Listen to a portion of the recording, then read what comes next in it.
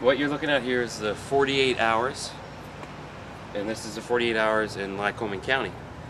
Every year since September 11th, 2002, since the night of the tragedy, I work 48 hours straight on my murals. Every year it's been more and more time.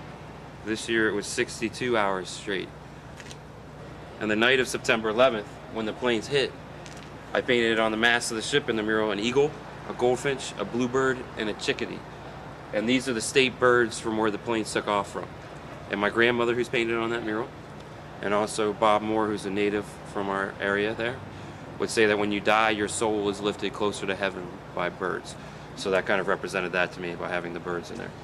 Also that evening, an artist that was working on the mural with me, Yuri Karabash, noticed that there were no flags in the wall, and there was a certain section of the wall that had flags from every region of the world. So we went up and we started painting Middle Eastern flags on the roof, and students were throwing stuff at us. Not a lot, but enough.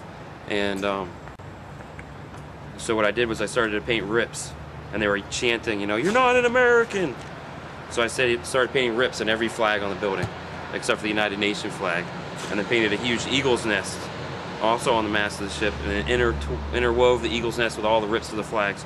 Kind of like the eagle flew out, ripped the flag, brought it back to its home, which is America, all the different immigrants that make this country the beautiful place it is.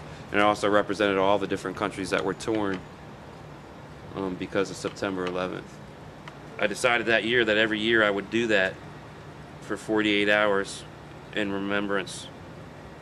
Like the firefighters from New York City say, you know, never forget. The firefighters from New York came up that year and they were honored at halftime at Beaver Stadium. And 4 of them came and got a tour of the mural. These 4 gentlemen right here. From the Sleepless Nights in Queens, New York. And they went across the street after they got the tour of the mural and they're like, "Yo, Mike, come on for a beer." So I came across the street and drew a picture in a napkin really fast of a firefighter, put 22 in the helmet, and wrote a poem for the guys how I felt about everything.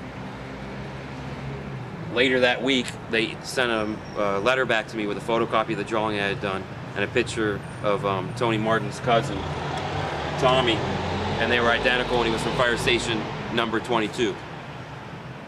So I painted a picture of St. Nick about this big, and I put all 342 guys who died. Mind you, there are little dots in the background, but right behind St. Nick I put his cousin, and put 22 in the helmet and gave it to the firehouse for a Christmas present. And ever since, I've been going up and having great meals with the guys. We've been having a blast together. And they honored me. They called my wife and I up and had us for a big dinner, and they honored me with 2 crosses made out of the steel of the Twin Towers. And this is one of the crosses here. 80 firefighters buffed that cross for an hour a day for 80 days of the sleepless nights of Ladder 133 in Queens, New York. When I put the crosses up, I had to grind the back of the crosses down, and I saved all that metal.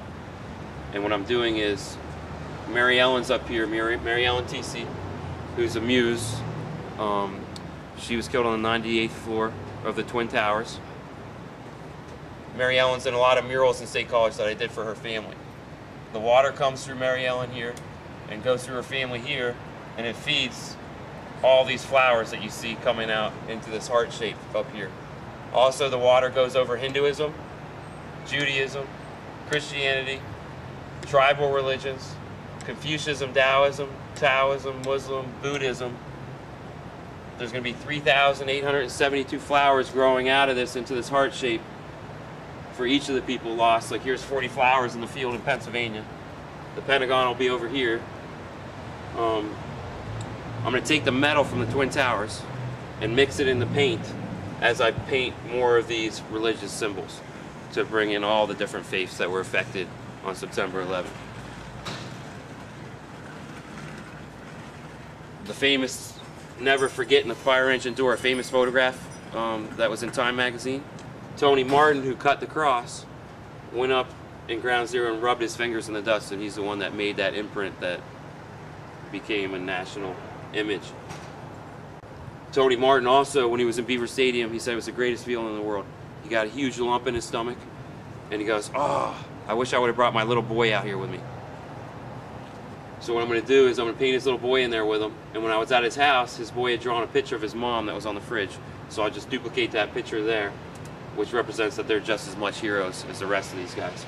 John Core is a good friend of mine from State College, and he left his job, his wine selling job, and went up and worked in Ground Zero. He's also worked with Hurricane Katrina and also with the Sri Lankan catastrophe with a tsunami up in Sri Lanka. He's also right here. Jonas Panic was my last year's 48 hours straight in State College, and I brought him up here to marriage the two. And Jonas was killed in the Pentagon from Belfont, right outside of where I grew up. He was a great man. Ground Zero's up there, that's called God's house. It's where all the firefighters would go, and they would pray. All this metal-made crosses. It was 3 stories deep in a crater, and there were 12 crosses that they would go and pray for to help find people, their brothers and sisters, and victims. The heart is to bring out, after September 11th, the world came together. Took a negative and made it into a positive, and we're kind of forgetting that a little bit. Love, great love was everywhere.